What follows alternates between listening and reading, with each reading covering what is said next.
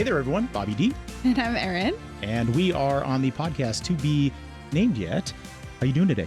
I'm doing pretty okay. Happy Friday. Yeah. Oh, that's so exciting. Yay, Friday. It's like one of the last Fridays of the year.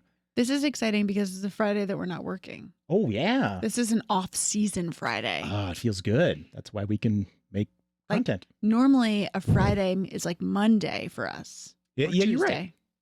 Yeah, we just keep going.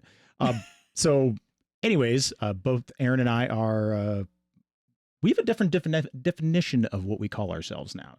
Yes. What do you identify as? The most awesome human alive. Yep. What else? Fundraising host. Fundraising host. I sometimes am considered a fundraising MC or an auctioneer. True. Did I tell you somebody called me a fundraising motivational speaker? Ooh, I like that. I motivate money giving. I like that. Mm-hmm. I'm an event consultant. What else do you do? What else do I do? What don't I do? You're a mom. Oh, that's a good name. And an awesome wife. Apparently I'm Mommy Salami. That's what my kids have been calling me. Okay. A wife. Yeah. PTA. Yeah. Yeah. Teaching some different after school programs. That's a good time. You were just at the holiday shop. I was. That was a good time. Yeah. Fun.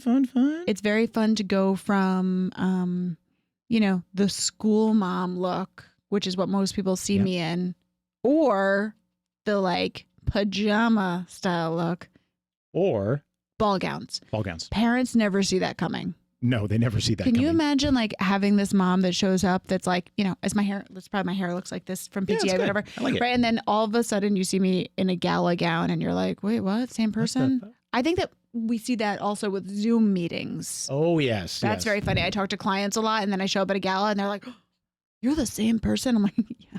Very formidable. That is my other title. Anyways, you should follow Erin right there on her Instagram. It's right there. Yep. At Gala Auctioneer. That's me. That's right. Or you follow me as well too at Bobby D Auctioneer. Or you can follow us on TikTok. A couple of auctioneers. Oh, yay.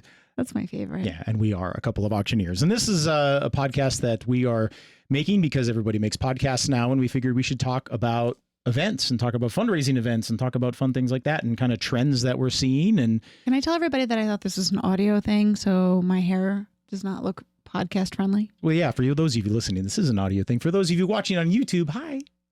But also Bobby's hair always looks camera ready. I woke up like this. That's a question people are going to ask. Yes, I woke up like this. But yeah. Anyways, so Erin, how did you get started as an auctioneer? I'm a third generation auctioneer. Mm-hmm. That means that my mom was an auctioneer and my grandfather was also an auctioneer. So funny fact is that auctioneers are trained in whatever they sell. So they say they're like the ultimate salesman.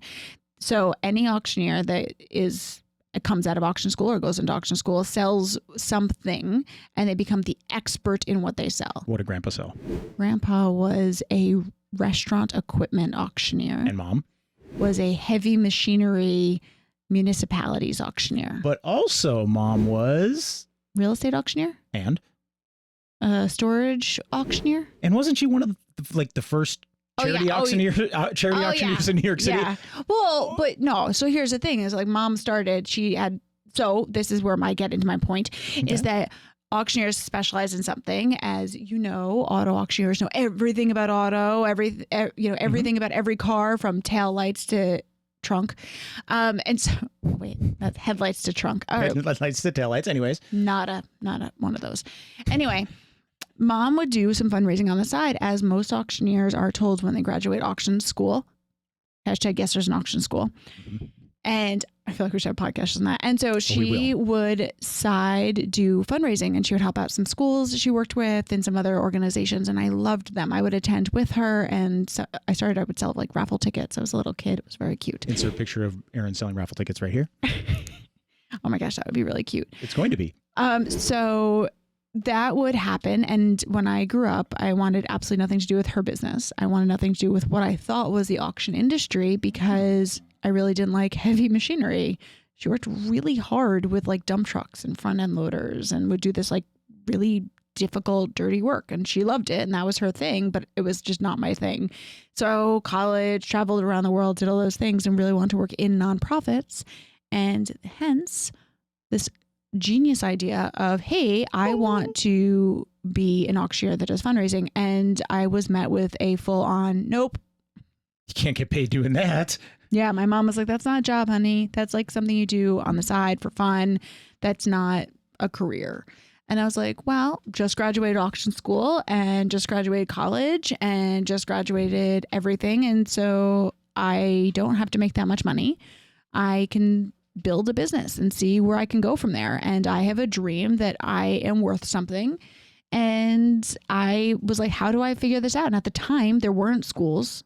There weren't like benefit programs. There wasn't designations. There wasn't summits. There wasn't. No, I created I was part of the group that created the designation. Yes, like one of the founding members. Yeah, like that was not a thing.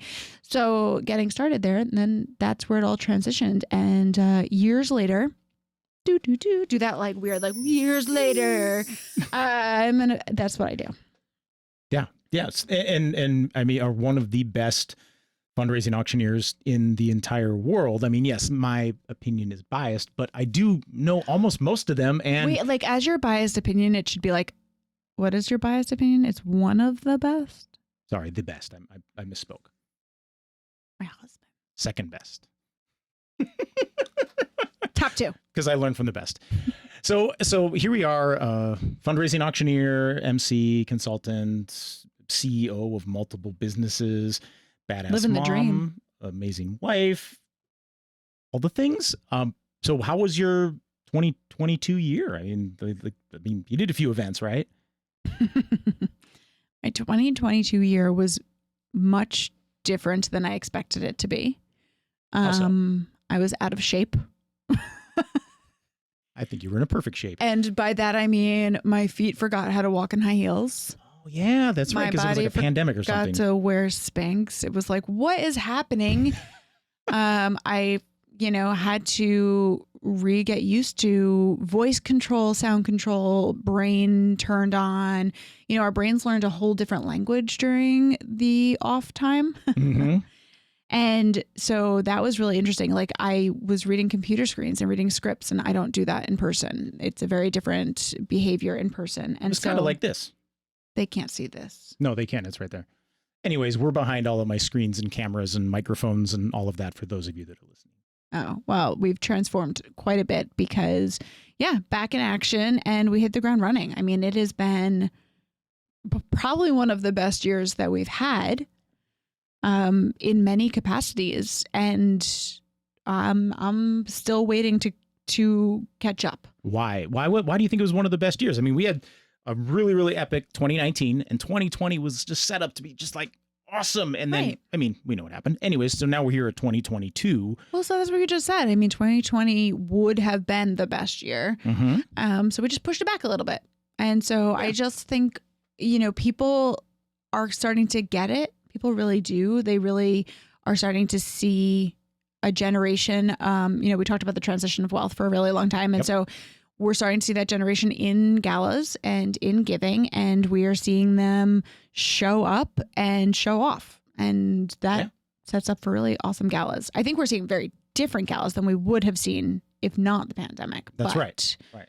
We're still seeing good stuff. And people are excited to get out and connect and be in rooms with each other and raise money. Right. Yeah. I think the temperature or the outlook in 23 is very positive in regards of, audiences coming back with big dollars. I mean, they said we're in this like recession thing, but I don't know. I mean, I really haven't seen it at events. Well, but here's the thing is that like we've been talking about, different financial abilities throughout the years. We always are studying that and the climate of donations. And we've always seen statistically that people only gave, 20% of their capacity. Right. So that means they got more to give. Obviously it means they have more to give. Mm-hmm. And so that was the biggest issue we were looking at and diving deep into in 2018 and 2019 was how do we, unwrap that untapped resource, and how do we get to figuring out how to help people find where they want to give. Because I think that's really important. It's not like how do we make people give their money, which cool, that sounds nice. But like really it's how do we help them find where they want to give and credit the organizations and help the organizations speak their truths and find the appropriate donors for their mission. It's not just, hey, give me your money. It's also like connect, find your drive, find your reason. And you're right. It's a donor finding the right organization that really taps into their heart, into their affinity. Like, some people like certain types of organizations, and some people, other ones touch their heart and their soul, and they want to be a part of that. They want to invest in that mission that they are. But then for nonprofits, they have to identify their ideal donor, someone that has the connection to the cause. Erin, what would be one of your affinity causes? Right. That really... Well, so that you're saying the same thing. So we're talking about donors and organizations, but like we have spent, I would say that's the biggest thing that happened for us in the I don't even like saying it, but during the COVID time, of non-in-person event time, we spent a lot of time learning a lot about ourselves and really restructuring internally. Yep. And so one of the biggest takeaways that are fortunate to have, which I think this is the coolest thing about how successful we've gotten, is that we have an ability to take organizations that we want to work with. Yes. There's definitely, like I said, I started out of college and it was like, hey, I'm hungry and I need my mac and cheese. So help me, afford that. I just want to do them all. So, you'd get a client and you'd be like, sure, like, what can I do? How can I get this event? And so we have realized that we're not, it's a funny thing to say out loud. We're not perfect for everything. No. And I don't want to do every event. I don't want to work with every nonprofit, as I know you do. But that changed, right? Like there was a time where we were like just in numbers, like how many events can we do? Yeah. And so that's really, I think, really special for us, is that we're in an ability where we're able to say, hey, look, I am better. My clients are better. My organizations do better. My donors attach more. Things are better when I work with a group that I speak the same language. Yeah. And I am a donor most of the time. These are groups that like I want to give to. Like I end up finding and falling in love with so many of my organizations. And I think that's why there's so much success, is that you really get embedded with them and you really help them. And so I'm a women's studies major from college. So I worked at a lot of groups that have had any kind of human equity events. Those are my love, passion, women's equity, especially girl empowerment events. Oh, please. A lot of LGBTQIA plus organizations. That is something that is near and dear to my heart. Just really helping humans, like that has become really important to me. Human equity, like that is my heart. Nice. Yeah. And it's fun to watch you up on stage. Many times I get to come to the events and be your assistant and kind of help you, and to be able to stand back and watch as she's making this pitch and is able to truly speak from the heart and from your soul to really speak to the audience and say, this is what this organization does. And this is why we need your help. And then making that call to action. It's really awesome. Thanks. Yeah. Okay. I'm sorry. That's like a special, like that. I feel like that's something that people often think about when they hire an auctioneer. Like, and we'll get these emails sometimes that'll be like, hey, we just need you for like 15 minutes. How much?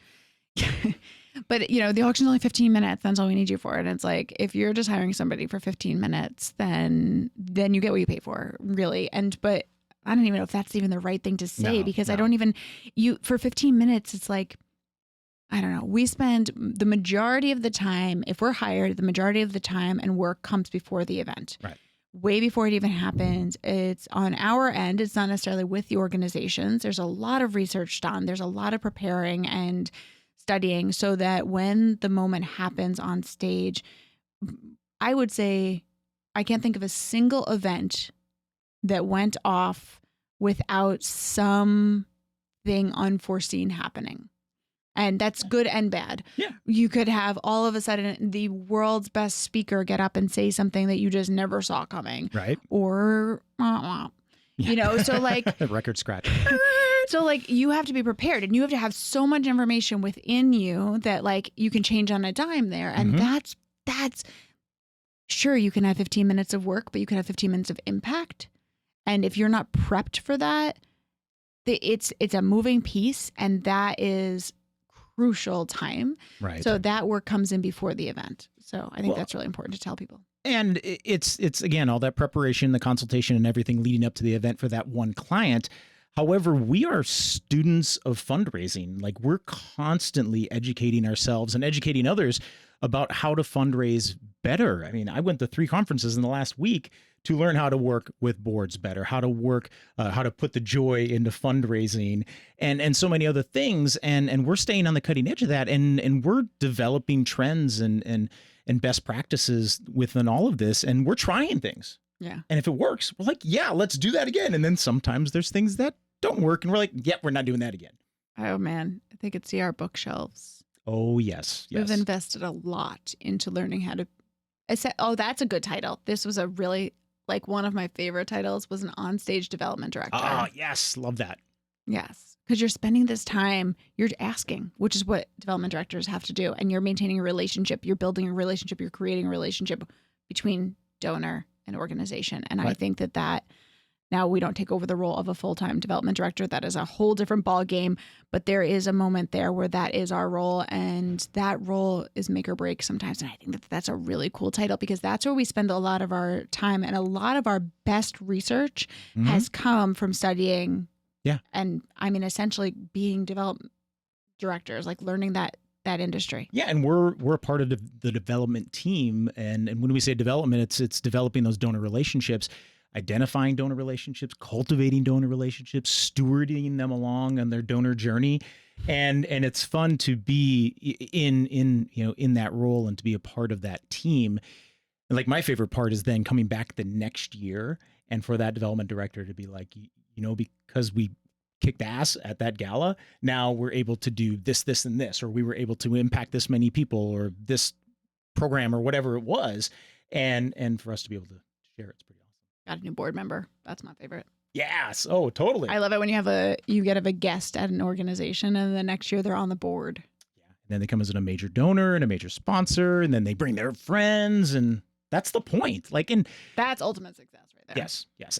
And I think one thing that we identified, especially over the last 3-4 years of working together and stepping back from just that, like, auctioneer role behind the microphone and like, hey, everybody look at us, to where now we understand very, very well of where that gala, that event fits within the fundraising cycle of the year for the organization, but then also for the philanthropy cycle of donors in their year as well. And then we're there to kind of connect the money to the mission, or connect the mission to the money, back and forth. Yeah. We talk a lot about fundraising. A little bit. A lot of it. So Erin, what was your, I guess we don't need to use any specifics, but what was your best event in 22? What really stands out in your mind? You're like, oh yeah, that was epic. Oh my goodness. I don't know. How about this? That answer. You think about it real quick. I'll tell you mine. Okay, you tell me yours, because there were some really. I know we had some really awesome events, some giant events. There's one event that particularly stands out in my mind, a very small organization in the Northeast, and we had their event at a country club, and it was barely, I think there was 175 people in there. This was the first time working with them, and this was the first time they had ever brought in a professional fundraising MC, because we didn't do an auction. It was a paddle race only. And that's what we're doing with Inspire Hearts, is teaching groups on how to do that. And they followed all of my advice. They followed all of the steps and everything, and helped to create what I call the golden goosebump moment. And then I was able to be there and make the ask. And at the end of it, every person in the room gave. Every person, 100% engagement rate, which. Wait, well, so which doesn't really happen. What do you mean? Yeah, like I can't fathom that. So does that mean that 100 households gave? Well, no. I mean, so there's 175 guests. We figure there's 2 guests per household. Okay. So, so of that, what's that, like 87 households that are there. And we had actually 92 gifts. I just did the math. Huh. Yeah, we had some people that gave twice or 3 times, but they were really, like, this whole crowd was so excited about That's awesome. giving and raising those paddles and being a part of this mission. It was a domestic violence center, and really, really doing what they can to step up to help this community. So it was awesome. That's one of my favorites. What did you? That's really interesting because, you know, you think about like what gauges on the make something successful. Yeah. And, you know, so you're telling this like beautiful story, you're telling us all about this, but then like at the end you just threw in there like it's a domestic violence organization, which is like hard. That is a painful and it is a very, intimate, very hard subject to talk about. Yeah, it really is. And so to have not only participation, also have engagement and donations, but also still leave you with this positive feeling is like, bravo. Thank you. Bravo to that. Because that's awesome. It was good to be a part of the solution. Gosh, I still can't pick. Like, I mean, you know, there are a couple that stick out. There's one that just went super fun and we just had a blast. We work in New York City a lot, and so New York City has a very different type of donor lifestyle, and so you get a lot of people tease us because we do very few live auctions. We do more paddle raise, and so getting somebody excited just to raise their hand and make a donation, sure, they'll do it and they love doing it, but like getting them excited to do it, like that's a whole different ballgame. And I think that this year we saw a lot. We had some fun with it. And so there was definitely, you know, a couple of groups where like they were just giving to like have their card read out loud and like wave them around. And that was really fun. We had a couple that, this was a good one. There was a good one. So we had a group that, you know, you can't curate everything. And as I said, you have to be prepared because you don't know how something is going to turn. And we had a group that did match gifts from the audience. So somebody raised their card up and was like, well, I'll give 250 if he gives 250. And they challenged each other. So the room, competitive giving. It was so fun because it literally, and then somebody else raised their hand. They were like, yeah, I'll give if he gives too. And I was like, well, you can't just keep asking the same person. And there was a celebrity in the room, and this poor celebrity ended up, you know, being asked to make a few donations. But then we shared it with everybody else in the room. But that was a pretty cool, like having people engage in a room. I would say that's one of the biggest changes from 2022 is that it's not just like a Peanuts person like up there on stage. It's like the whole audience is like, you can really get them all to be your best friends and engage with you. And I love that. And it's not so much as them being in the audience and observing what's happening on stage. It's actually they're participating in the event. They are like, I mean, they're engaging in the event, but it's the energy that's with the audience that makes or breaks the event. And when the audience has that energy and they have that engagement and they want to play along and creating such an authentic moment that you really you can't find anywhere else. No. Like you can't go to the theater, you can't go to the movie, you can't go anywhere. You can't even go to maybe the comedy store, but no. It's at a gala that this only really can happen. Yeah. That's a lot of fun. I mean, you see it sometimes too with live auctions. Like it's something that I do like about a live auction is that you can really get some like big ol' energy and some fun moments to happen. Coolest item I sold in a live auction. Yeah. Because that came up in my brain just now. We sold a dumpster. Yeah. At a live auction. This dumpster was going to stay at your house for, I think it was 2 weeks. And you were also going to get a handyman. So somebody would come to your house and finish up all your COVID projects. Oh, okay. And then the dumpster would be in your driveway and you can just throw all your junk out that you bought too much of during COVID. Nice. That went really well. Here's funny part. 2 people are bidding. Well, no, many people are bidding. It ends up in a bidding war at the very end between these 2 people.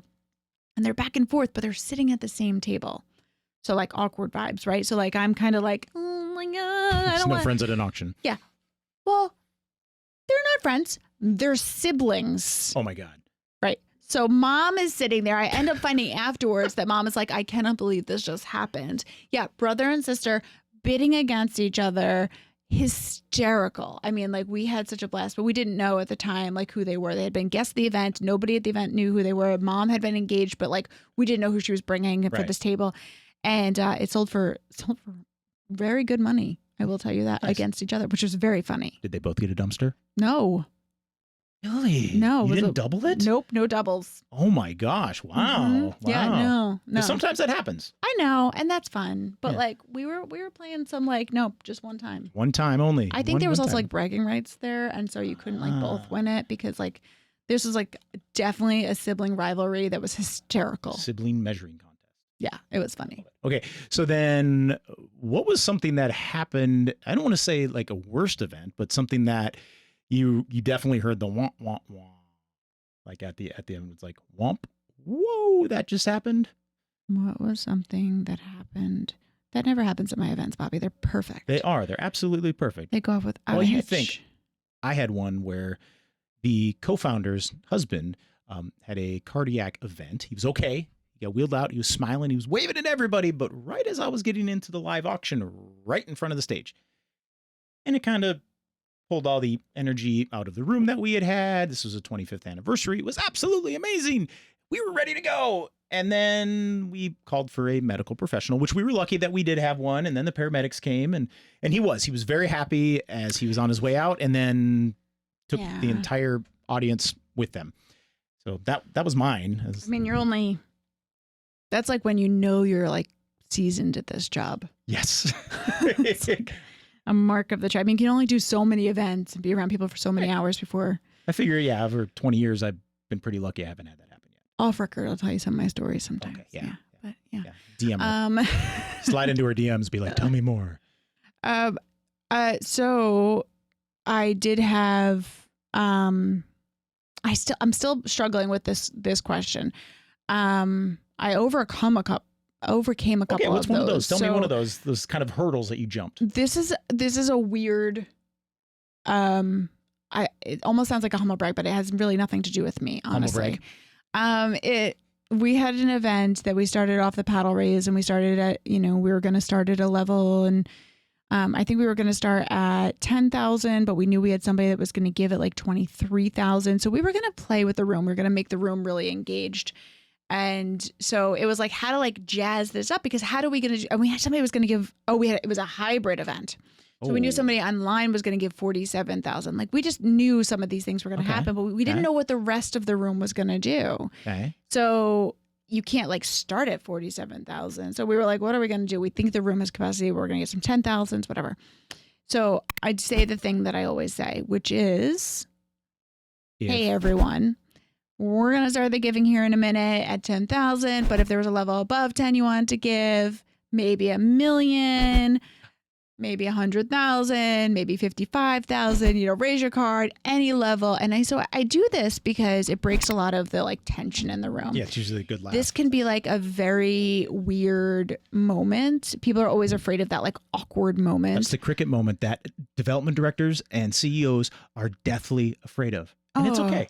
It's okay. Well, so that's why you're like asking me this question. And I don't really face this question where people are like, oh, is there awkward silence or their weirdness? No, I don't. I honestly don't. I don't have that happen. And so this is a moment where that could have happened for me and it was a different direction than you would expect. I had somebody raise their card and they said 100,000, which was like, wow, oh my gosh, that's incredible. Like, couldn't even imagine that was going to happen. Wow. Amazing. Then again, we have somebody that gives online 47,000. We knew that was going to come. So we were all like, wow, that's awesome. Yeah. But it does come, right? Like, because even though we know it's going to come, we like, what if it doesn't come? Mm-hmm. But then somebody raised their card up and said, I'm going to give $1 million. Ah, what? It really happened? Yeah. So this sounds like one of those like, what? That's awesome. So from your seat, that might sound really awesome. Yeah. From my seat, it was terrifying. Why? Because, so first, I made sure it was real because I really thought that they were just messing with me because people do mess with me. Yeah, and they have a lot to drink and sometimes just raise fun. the paddle. And I thought they were like, I'll give $1 million, sure. And there's always the guy that's like taking a selfie with his paddle in the back of the room. Probably you, isn't it? It's not. And they're like taking a selfie back there with their paddle and you're like, are you giving right now? Do you know that you're raising your card up? Totally is you. So anyway, no, this woman is now crying, hugging me, saying, thank you so much for the donation. This is amazing. And I'm like, wait, no, I'm sorry. You just made the $1 million donation, not me, but I love you for this. Like, this is great. Development teams swarming in. They're coming like running from everywhere. They're Running like, from the choppas. "Oh, we have found their new donation." So here I am in this room of a couple hundred people at the first beginning of our appeal, people with intention to give who have now just heard that we've like very much surpassed our goal. Wow. And this is for me, crickets. And they're like, oh, they got $1 million. I don't need to give. Right, because this is where everybody is like, done. They got this. We Right. don't need to help. We're good. So for me, I'm literally having an oh shit moment in my head as everybody else is applauding and crying and excited. And I'm like, what are we going to do? So what'd you do? Because they don't realize what's going to happen, but I do. So then I turn around and I put her on the spot because, you know, why not? Yeah. And I just said to her, I was like, do you want me to stop? And she was like, what? Like, it was like the most crazy thing I had said. I was like, do you want me to stop asking for money? I mean, you've just obviously given a ton of money. And she was like, absolutely not. Like, her husband had passed. He had left this money. This is obviously an organization that he cared about, she cared about, Right. and they wanted the fundraising to continue. They wanted to leverage their gift. And then I grabbed, we talked a little bit, and I was like, you know what? She wants us to work with her. She wants to encourage us all by making this big gift, is to encourage you all to reach as much as you can and give as high as you can. So it turned into a great opportunity, and it was not a womp womp moment for me. So, Wow. yeah. That's all. What did the event end up doing? 1.3 million, 1,300,000 more than their goal. And that, I mean, when you talk about transformational giving, like that type of gift and that type of giving of the room coming together, like can like truly transform. Oh, and I will tell you that like 90% of the gifts that came that night were not at a level I said. Really? It was very funny. They were Like just- I would say 5,000 and somebody put their card up and be like 18,000. Like they went rogue, and I loved every minute of it. Yeah. We had a blast. Because you never go rogue. And I just want to like throw this out there for all of the people that are watching that are like, gosh, that must have taken so long. It took about 12 minutes. Really? Yeah. Wow. 12 minutes. I figured out that my appeals take about 6 minutes for just asking for money. Right. Yeah. Your pitch. No, like the whole, just the asking for money part. Oh, okay. Okay. So you've got the pitch, and then you have the ask for money, and then the cards go up, you call off the numbers. Yeah, people are always like, gosh, that must take so much time. Remember, they hired me for 15 minutes? That's right. That's right. So Erin, you I don't bring up a good refund them. point. So are you still using paddles? Because like it sounded like since COVID happened and everything moved online, we should just be able to give with our phones, right? This was like a really weird moment that I feel like we're at a church and you're going to start using your church fan. It is a little hot in here. I feel like I never see these sticks anymore. Nah, no, stop the sticks. I use this as an example to just show you that you don't need to kill trees to have paddles. But I do have it. That's weird. But are you still Don't using? plant it. Are you still using paddles? I'm not using the sticks. I am using Sticks. paper, correct? Right. Just the numbers. And it is absolutely fantastic. That is this is the worst example, Bobby, I think you could possibly Well, that's why I show. have it. It's a physical representation of what not to do. Okay. Physical. Let me just give them a Why little. is this a just- terrible example terrible. of a paddle? Okay. You can have the sticks if you need to have the sticks. Sticks. You don't need the sticks. And like staples on it. There's 2 numbers. You need 3. Yes. 3 numbers for a really good cadence, and then we can have even more fun with it. I do like the color here, except I prefer black and white. And I know that is different for different people, but color blindness happens, and you have to think about, like, I'm trying to show them because, like, you can even catch your lights here, how it Mhm. catches on the shiny blue, and then you can't see it as good. That's right. So, But yes, why? I love a paddle. I love numbers. Why? Why are you still using Oh, paddles? I have to use them. So I have found in my research that people want to give. They want to be acknowledged giving. Yep. Some people still want the anonymous gift, right? Anonymois. So this gives them a sense of autonomy by giving with a paddle number without their name recognition, and that helps in a lot of cases. Okay. It also is fantastic for people's ability to cash out. It makes it much more streamlined, effective. You can get the numbers more systematically and quickly. You can get people to leave faster. People also have fun doing it. And that also another 2022 hack is that people have turned into complete sheeple. People are Yeah. followers and they have to see something happen. So when you see a paddle go up, you have to put your paddle up. Right. monkey see, monkey do. And if they don't see it happen, if all they see happening is picking up their phones, then I'm gonna pick up my phone too and see what's going on Instagram. Yep. Oh, look, the babysitter texted me and said that little Charlie is All right, burning you're down. gonna move it. No, whatever.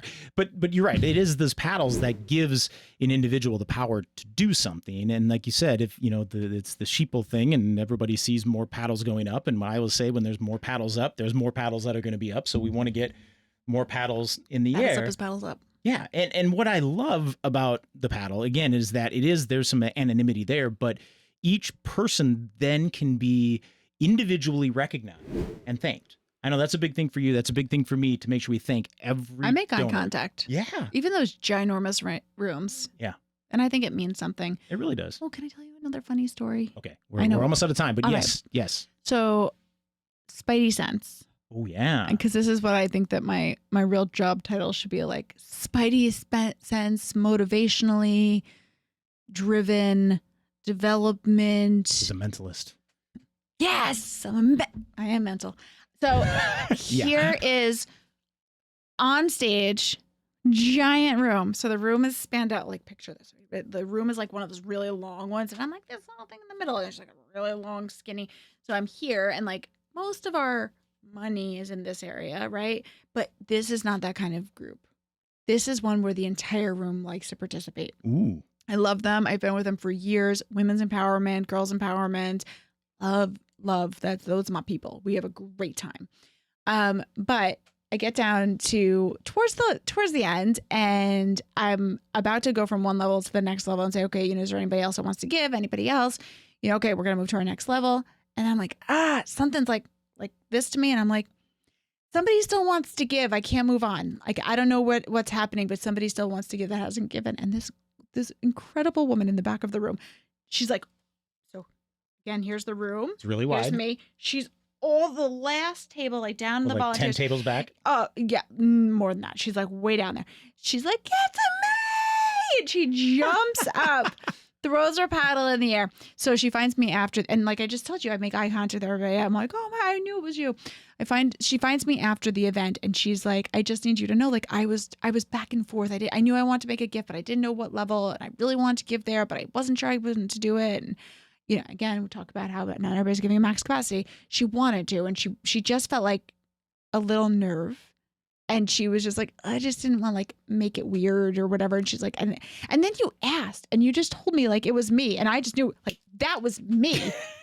She was like, thank you. And I was like, you're welcome. But you made her night by giving her that opportunity to give to something that she believed in and that she is a part of the solution. Yeah. Love it. Yeah. I love it. It was a good time. I love it. All right. Well, Erin, it's absolute pleasure having you on our newest podcast, to be named yet. It's like a little baby. We don't know what we're going to name it. Cool. Yeah. So, but we've got to get We going. should call it Bobby's hair. Yeah, we have to be parents now. And Oh, it's haircut time. It is haircut time. So, do you have any last words that you want to say, or where people can find you at? Gala Auctioneer or at Star Auctions. I have 2 Instagrams. Mm-hmm. You want to see some of my family life, we're Gala Auctioneer. That's where you get like the behind the scenes stuff. But on Star, you see like a lot of the professionally looking things. Mm-hmm. That's you can find me at the PTA. You can find me at your local board meeting to find me planning your next gala. I don't know. You can find me on stage at Cipriani's. Her epic office that is right behind us here. Maybe we'll do a podcast in there True. sometime. My shoe closet. Oh, podcast from the shoe closet. That would be pretty If awesome. these shoes could talk. We have an episode called If These Shoes Could Talk. Absolutely. That would be, Done. I think that would be, yes. I can tell you every gala that each of these shoes have been to. Awesome. Well, please, if you have any questions You or just got comments. so excited. Did you I see how am. I'm excited we stoked. got? I'm kind of a shoe geek too. So anyways, if you have any questions or comments for Erin, please just put them in the comments below. Don't forget to like, subscribe, do the things, all the things. All Yeah. things. All right. Well, thanks Yeah. again for joining me and spending a little time with me today. This is side note here is how Bobby gets me to come to work in his office. Mm-hmm. He's like, we're going to put together a show just so you have to come talk to me Yeah. About work. about work. Yep. Well, let's go talk about kids. All right. All right. Well, Or thanks dinner. everybody for watching to the end. Bobby D. And I'm Erin, and we're with everyone. We're with Inspire Hearts Fundraising and Star Auctions. And call to auction. and I Inspire Hearts of Instagram. Yeah, that's right. That's right. Did we say that one? I Yeah. Inspire Hearts. I love that one. Yes. Oh, and we're a couple of auctioneers. On the TikToks. Yay. All right. Well, thanks again for watching. Thanks for spending some time with us. Please let us know if there's anything that we can help you with, and maybe some more topics for conversation, and maybe some special guests. You're going to have some special guests. Not that you're not more special than Erin. Wow. I got voted off the island already. But you're number one. Peace out, boo. All right. Thanks, everyone. Have a great day. Be awesome. Go change the world.